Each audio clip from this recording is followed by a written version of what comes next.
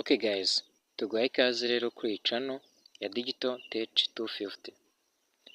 Ngiye kukwereka uburyo ushobora kumenya nimba channel yawe ari personal cyangwa se ari brand account.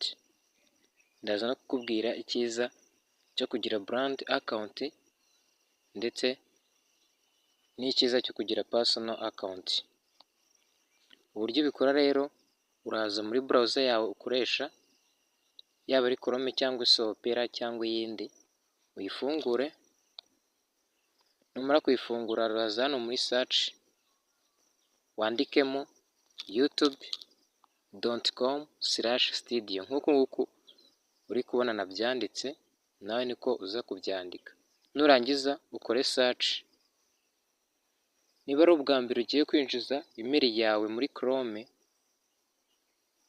muri YouTube Studio, biraza gusaba gukora sign up, uraza kuyikora.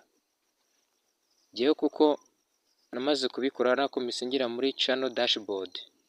Wowe ikindi kintu uza gukora, uraza hano hejuru kuri tuno tudomo dutatu, utungutu natunze agafresh, udukandeho, ubundi uze urebe hano handitse ngo desktop site, urebe ko havivuye. Uri kubona ko jyewe haravivuye, nawe uraza gukandaho hazemo kano kantu ka V. Nubirangiza ushobora kuza kutugira hano muri channel dashboard, uraza kuzuminga, ubundi ujya hano hepfo mu iguni ry'iburyo kuri kano kantu ka setting, akangaka natunze agafresh, uragakandaho gutya. Numara kugakandaho urategereza, urabona ko bise bifunguka. Hano barakuzanira option zitandukanye, urabona batweretse channel, batwereka upload default, bakwereka permission, bakwereka community moderation, bakwereka na agreement. Twebwe ikintu tuza gukora, turaza dukanda no kuri iyo option ya kabiri bita channel. Ahanga natunze agafresh, urabona turi muri general, twe turakanda hano kuri kabiri handitse ngo channel. Urakandaho gutya, ubundi utegereze. Numara gukanda, urabona bahita bakugeza hano kuri izo option eshatu, hariyo bita basic info, advanced setting ndetse niyo bita feature eligibility. Twebwe turahita tuza dukanda hano handitse ngo advanced setting. Hano natunze agafresh kuri iyo option ya kabiri, kandaho gutya.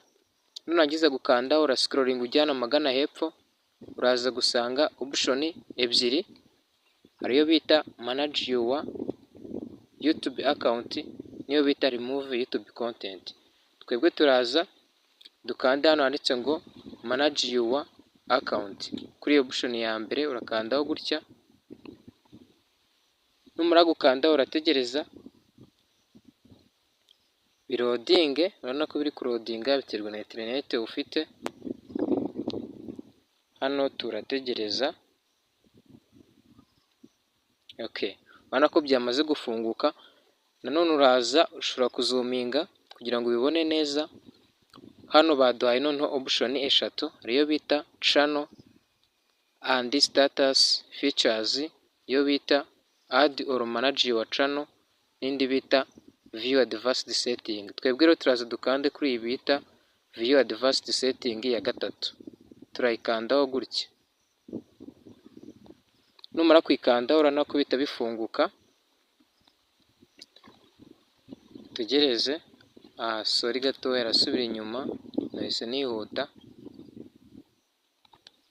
Tegereze mbereke uburyo tubireba. Okay, dore nahangaha nari mparenze, dore nahangaha urabona wese bakubwira ngo move channel to your Google account or different brand account.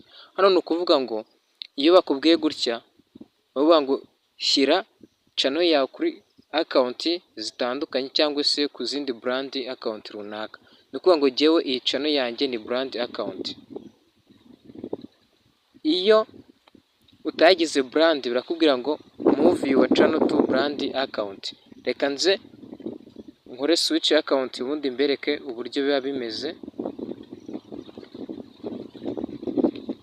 Bishyiremo indi account, ubundi mbereke uburyo biba bimeze iyo utagize brand account.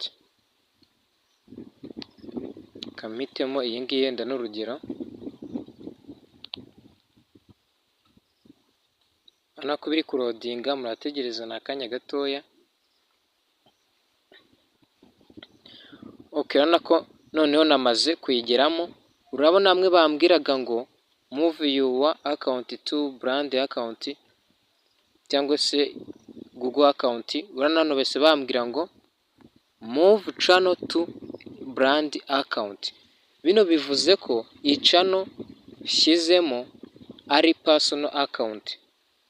Ni ukuvuga ngo rero iyo usanze bimeze gutyo ushobora kuba wayigira brand account.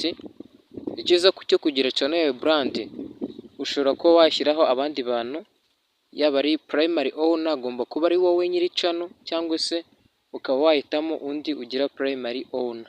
Kugira ngo umuntu abe primary owner bisaba icyumweru, nyuma y'icyumweru niho biba successful, nyuma y'uko umushyizeho.